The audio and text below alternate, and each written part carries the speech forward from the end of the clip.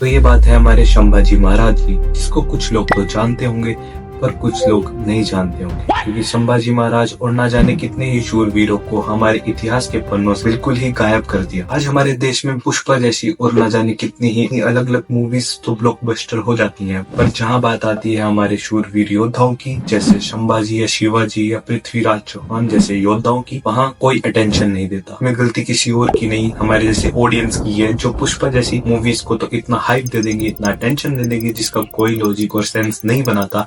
मैं मानता हूँ कि पुष्पा के कई सारे फैंस हैं जो मेरी इस बात पे हिट कर सकते हैं, पर ये फैक्ट को तुम नहीं बदल सकती। छावा जैसी मूवीज कितनी ज्यादा इंस्पिरेशनल हो सकती है। यहाँ मैं सिर्फ पुष्पा को गलत नहीं बोल रहा हूँ, पुष्पा जैसी कई सारी मूवीज हैं जिनको ब्लॉकबस्टर तो लोग कर देंगे, पर जहाँ छावा जैसी और हमारी संस्कृति, हमारे हिंदू धर्म को लेके बात आती है, वहाँ पे ना तो कोई अटेंशन देता है, ना ही कोई ध्यान देता है, जिस सोच को शायद हमें बदलने की जरूरत है। और छावा जैसी मूवी से दिखाती है कि हमारे मराठाओं का क्या योगदान रहा स्वराज के सपने को पूरा करने में। संभाजी महाराज ने अपनी आखिरी दम तक राज की चिंगारी को जलाए रखा। तो आखिर कौन थे संभाजी? संभाजी शिवाजी राजे के बेटे थे। शिवाजी महाराज के बाद संभाजी ने स्वराज का सपना पूर्ण किया। संभाजी ने ना जाने ही कितने ही मुगलों से युद्ध लड़े और कितने ही जीते। तो संभाजी वो योद्धा है जिस युद्ध में उतर जाते थे उस युद्ध को जीत के आते थे, और अपने छोटे से मराठाओं की गुट को लेके उन्होंने मुगलों की न जाने कितनी ही फौज को तबाह किया। उन्होंने स्वराज का सपना झुकने नहीं दिया। जहाँ सब सोच रहे थे शिवाजी के बाद उनको कौन ही सपोर्ट करेगा, वहाँ संभाजी महाराज ने मराठाओं में एक नई उम्मीद जलाई, नई आग जलाई, और औरंगजेब जैसे क्रूर राजा को भूल चटा। और मूवी क्लियरली बताती है कि औरंगजेब जैसे क्रूर राजा ने हमारे देश को कितनी ही यातनाएं दी, हमारे देश को लोगों को मारा, काटा और जिंदा जला दिया। ये हमारे इतिहास से बिल्कुल मिटा दिया गया, जिसको क्लियरली मूवी साफ दिखाती है। पर क्या आप बिल्कुल सच जानते हो? तो ये सच जो मैं आपको अभी बताने वाला हूँ शायद आप ना सुन सको, पर सत्य यही है कि औरंगजेब जैसे मुगल राजा ने हमारे देश को सिर्फ लूटा ही नहीं बर्बाद कर दिया था।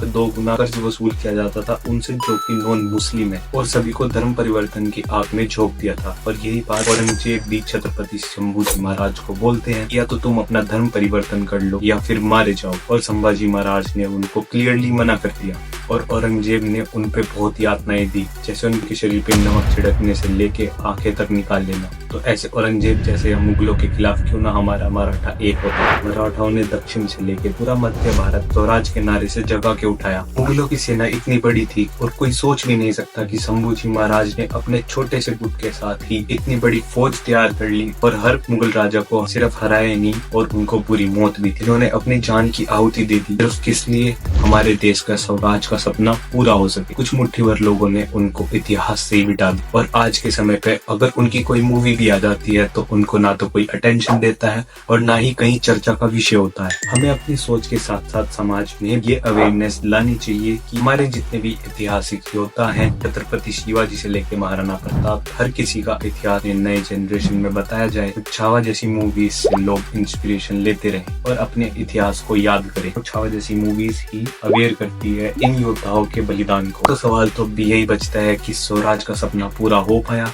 या नहीं।